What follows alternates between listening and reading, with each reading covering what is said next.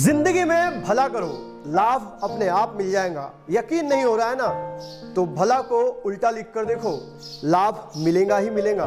नमस्कार दोस्तों, स्वागत है आप सबका मेरे चैनल पे। मैं आपका दोस्त अंकित फिर हाजिर हूं आपके सामने एक छोटी सी कहानी लेकर। कहानी छोटी लेकिन सीख बड़ी। ये कहानी है एक गुरुकुल की, गुरुकुल के एक गुरु की। जी हाँ, एक गुरुकुल जहां पर गुरुजी बहुत तन मन धन से बच्चों को पढ़ाते हैं और गुरुकुल में बहुत सारे बच्चे पढ़ते हैं। गुरुकुल की पढ़ाई लिखाई शुरू होती है और जब बच्चे बहुत मन लगाकर वहां पढ़ते हैं, शास्त्र पढ़ते हैं, शस्त्रों के बारे में पढ़ते हैं, अलग अलग विद्याओं को हासिल करते हैं, और जब उनके विदाई का समय आता है तो परीक्षा होने के बाद सभी बच्चे अपने अपने घर जाने की तैयारी में लग जाते हैं। तब गुरुजी बच्चों को अपने पास बुलाते हैं और उनसे कहते हैं कि इस गुरुकुल का एक नियम है कि जब यहां से बच्चे दीक्षा लेकर जाते रहते हैं उस गुरुकुल को छोड़कर, तो उन्हें एक बाधा दौड़ में हिस्सा लेना होता है। बाधा दौड़ मतलब जो दौड़ में रास्तों को रोका जाता है। तुम्हें इस दौड़ में नदी मिलेंगे, पर्वत मिलेंगे और लास्ट में तुम्हें एक सुरंग मिलेंगी, जिस सुरंग को पार करके तुम्हें आना है। और सारे बच्चे उस बाधा दौड़ के लिए तैयार हो जाते हैं।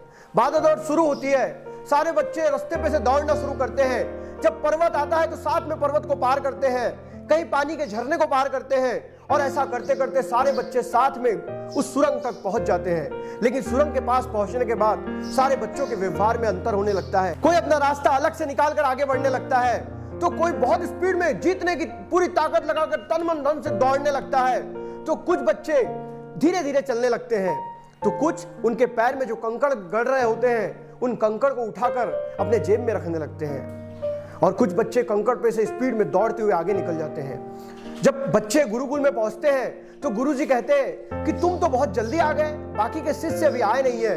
तो बच्चे बताते हैं कि गुरुजी, हम सुरंग तक तो सब साथ में पहुंचे, लेकिन उसके बाद हर व्यक्ति अपने अपने रास्ते पर चलने लगा। हमें तो जीतने की जल्दी थी, इसलिए हम दौड़ते दौड़ते आपके पास आ गए। उस सुरंग में कंकड़ बहुत थे, तो कुछ बच्चे उन कंकड़ को उठाकर अपने जेब में रखने लगे ताकि वो कंकड़ दूसरे आने वालों को ना गढ़े।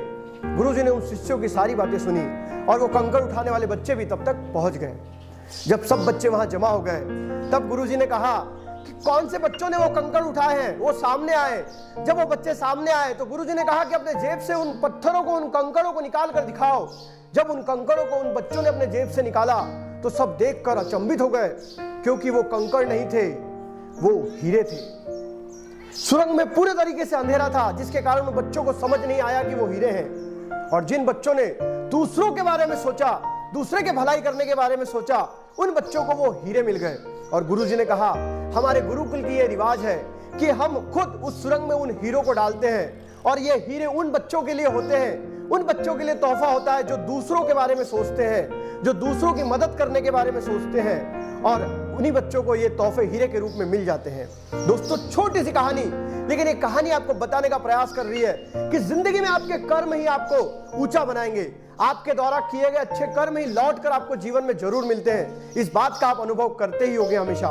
उस गुरुकुल की कहानी भी सेम वैसी ही है कि जिन बच्चों ने दूसरों के बारे में सोचा, उन्हें हीरा रूपी बहुमूल्य उपहार मिल गया। अगर जिंदगी में आगे बढ़ना है तो अपने कर्मों को अच्छा रखिए, क्योंकि आपके कर्म ही आपके जीवन को बनाएंगे। और अच्छे कर्म करते चलिए, प्यार बांटते चलिए और लोगों की मदद करते चलिए। कहानी अच्छी लगी तो वीडियो को लाइक करें। मैं इस चैनल पर रोज एक नई कहानी के साथ आता हूं। तब तक के लिए अलविदा, जय हिंद, वंदे मातरम।